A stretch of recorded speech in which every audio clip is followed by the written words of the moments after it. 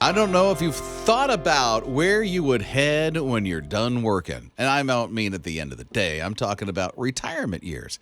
It's Rob and Lizz in the morning, his radio. If it's Florida, second guess that one because it's now out of the top 5 of the best places to retire. Now, it's in the top 10, so it's not like horrible. Yeah, it's not dead last. It's, 8 out of 50 states. That's not bad. Yeah, but I think when you think people, moving to a different state to retire, at least for me, I feel like Boca Raton, Florida is number 1. But no, not anymore. No, it's Iowa. Because it's cheap to live. Right. Des Moines is one of those places in Iowa. I've never been to Iowa, so I don't really know the benefits of it other than it's cheap. And then I guess they exempt anybody over 55 years old from paying like some state taxes, some property tax, things like that. Well, that's nice. I know. So sign me up. That may be why it's moving to number 1. So my wife and I have talked about this for decades, and it is when we retire, it's in an RV, and we are going to retire in America, meaning we're going to travel everywhere we can go. That is so much fun. And then you can travel to see the babies no matter where they are going to be. I mean, honestly, when the kids go out of the house, there's no telling what's going to happen. Now, thankfully, we have 2 out of the 4 that have stayed in town. Now, the third one is still in town because they live under our roof. He's still in high school. He just got into high school. So Eli starts his freshman year tomorrow. Woo! But Wes and his wife, they live down in Florida. Oh. Whew, it makes my heart hurt. So you never know. I mean, they could flight and go somewhere. I mean, Scott thinks about his retirement years.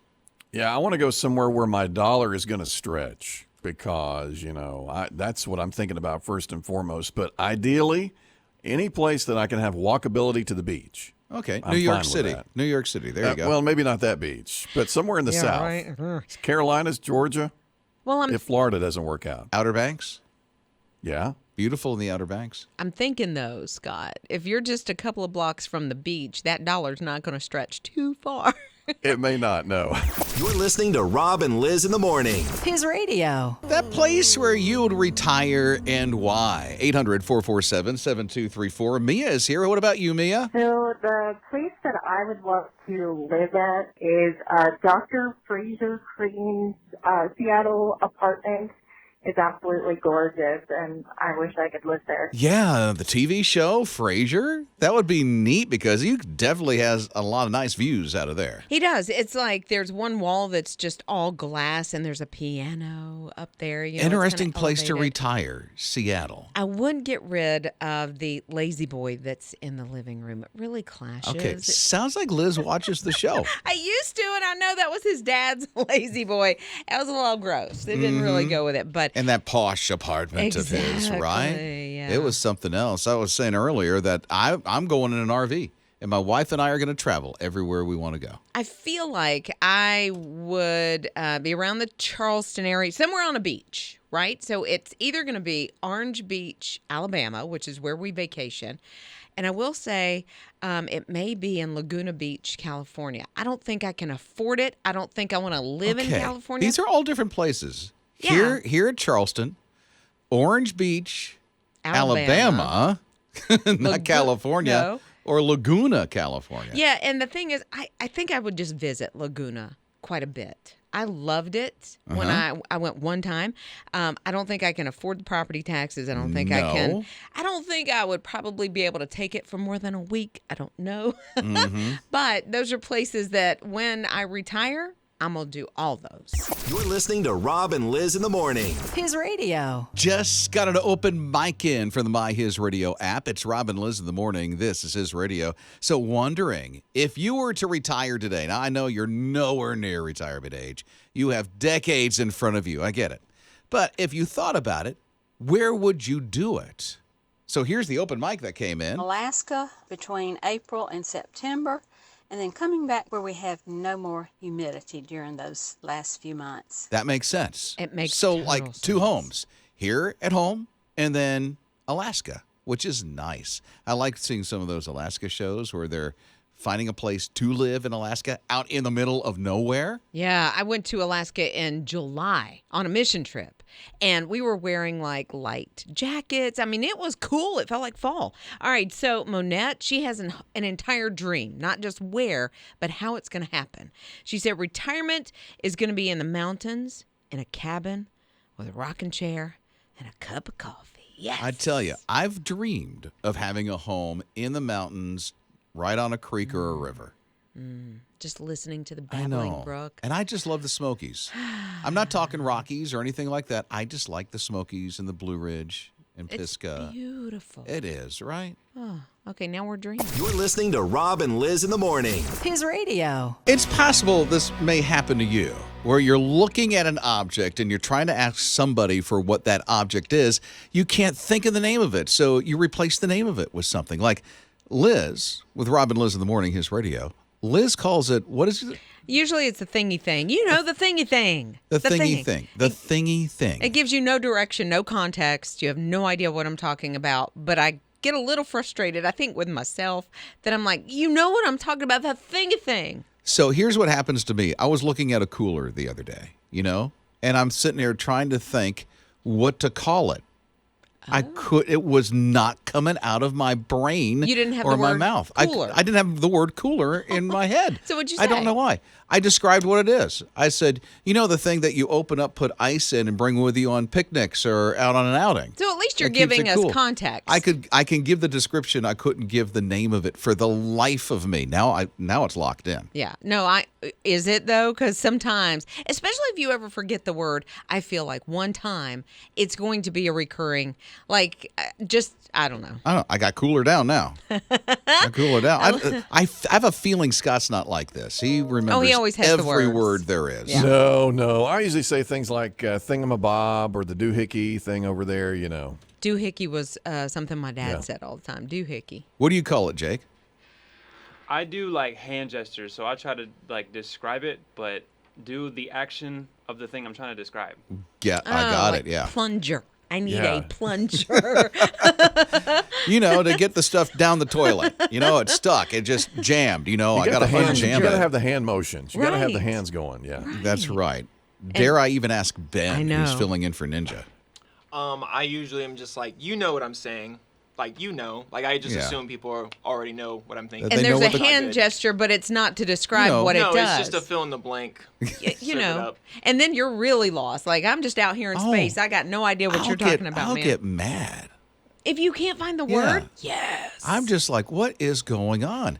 Somebody told me once, and it made sense, that you're packing so much information in your brain that it gets lost up in there somewhere. It's still there.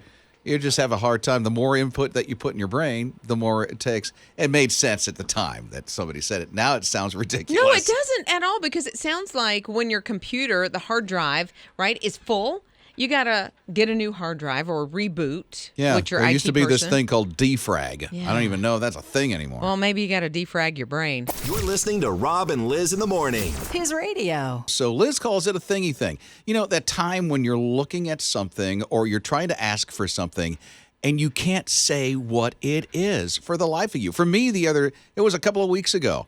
I could not get the word cooler out of my mouth because I wanted to get the cooler so we could bring it off to the park that we were going to with the dogs. So how did you get the message? I described what it was. I Which said, makes the sense. thing that has a lid, you put ice in it and your drinks and your sandwiches to keep them cold. What is that? Oh, cooler. And I know that you have, Rob has forgotten words before, like we all have, and you have done that.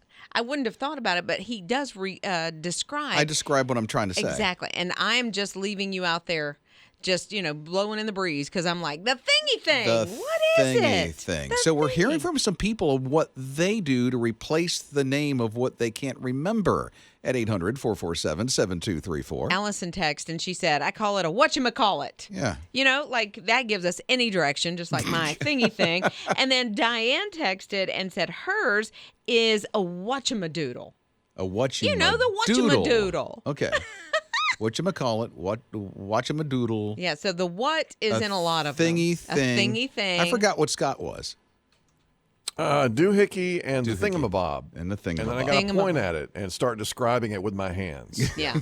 like that's going to help Flailing the at hands all. around. Because they're like, there's Right. how many things in this world and you want me to narrow it down by doohickey? Chris, Okay. Yeah. Kristen is here. So what is it for you? It's the doobie doo. No, it's the doobie-doo. Doobie-doo. And then the doobie-doo. When I get frustrated about it, I just sigh and then say, words are hard. You're listening to Rob and Liz in the morning. His radio. Maybe it's just me, but doesn't everybody on the planet breathe out of their mouth when they sleep?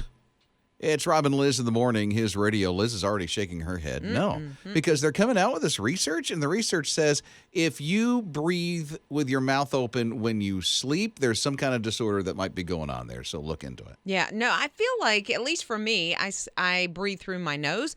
The only time that I'll breathe through my mouth is if I have a cold. How do you know? You're sleeping. How do you know? Because I feel like when I have a cold, I wake up in the morning and my lips, this is gross, right? You almost have like a film over your lips when you're opening your mouth to breathe all night long, or they're super chapped like this. Just, at least I feel like that's I know case. I start with my mouth closed when I'm going to bed. You drool? But I don't know. Because I feel like if your mouth's open, you're going to have drool. Okay. Well, no. But I wake up and my mouth is open. Is it? Yes. I mean, you wake up It like, is. hello, Mona. No, I don't do that. I don't do that. No, I don't. I don't know about Scott. Well, from what I understand, my wife was reporting that I snore a lot. So if you snore a lot, don't you have to breathe through your mouth? I don't know if you do or not. I feel like I don't snore. I don't think. I know I have when I've been super tired. I feel like calling Joey her husband. Yeah. Oh, he would rat me out in a heartbeat. You're listening to Rob and Liz in the morning. His radio. There was a guy in front of the Spindale house in trash bags, covered in trash bags, like plastic trash bags. Couldn't see him. It's Rob and Liz in the morning, his radio. Turned out the guy got out of the bags over the weekend because there was this big 100th celebration in Spindale, North Carolina, and it happened to be a statue that they were going to reveal. So people literally were going in front of that house going, there's some guy in a bag sitting on a bench. What's going on? I mean, it looked really sketch. It does. It looks like a very large guy covered in trash bags, and it looks like there's a little duct tape to kind of keep the trash. And what they were doing, it was part of a surprise, but also they're probably trying to keep him nice and clean so the birds didn't sit on his shoulders. Well, that's true. And mess things up a little bit. And so people were like, there's a dude downtown. Literally What's calling going on? 911, and the operators are like, no, seriously, that's a statue. There's not a guy. But they finally got a look at him over the weekend because they celebrate 100 years. 100 years, big celebration in Spindale over the weekend. With it was good. fireworks and all kinds of party. And a statue. You're listening to Rob and Liz in the morning. His radio. I don't know if you've ever searched yourself online, but sometimes the things that come up about your name is just kind of crazy. It's weird. Yeah, so here's something that you probably don't know. But Google now has a Google alert about you. So if you search yourself, now first, you have to have like a Google account, Gmail, YouTube, whatever it is.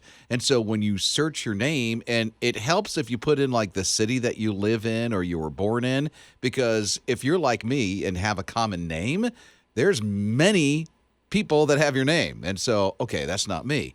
But say your personal information all of a sudden pops up on somebody's website, like your email and your address and your phone number and all this stuff, and you don't want that stuff published, they have underneath that, when you search your own name, a little dashboard, and it says results about you, and then you can click on remove from this site.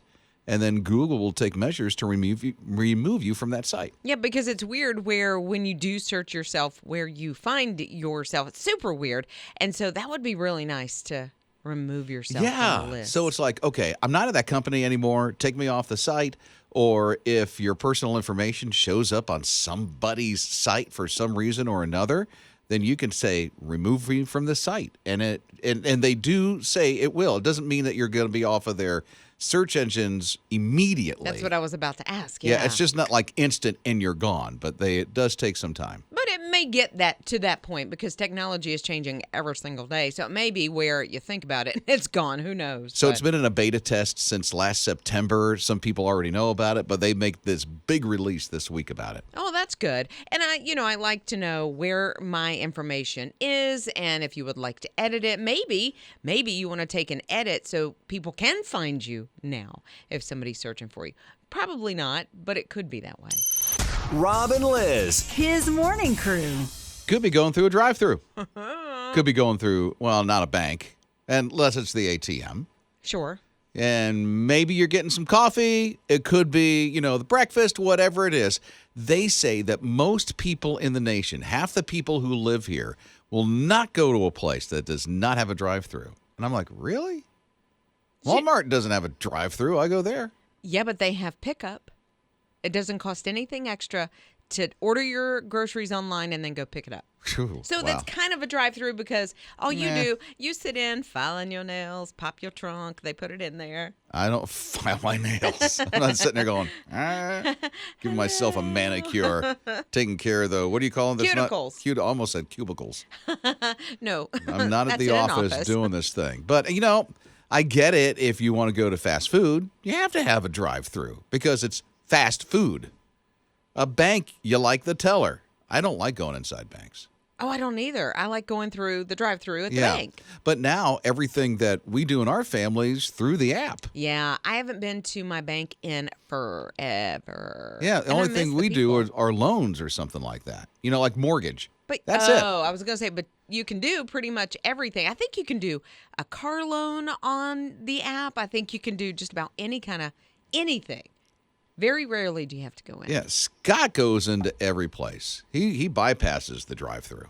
I want to touch on what Liz said about pickup. Another word for that is curbside. And more places, like last night, we got a pizza after going to the pool. Curbside, place down the road. They do the curbside in like 10 minutes. So easy, don't have to get out in all my wet swim attire. So a lot of that online stuff, yeah. Yeah, there's even like the swankier restaurants are offering curbside now. And I'm thinking, if I order swanky, like the real fancy ones, like if you order swordfish, Chilean swordfish or something, and it's going to cost you like $75, you can get it curbside. And I'm like, ooh, you're paying for the experience. I don't know if you've noticed this, but the more expensive the place to eat, the less food you get.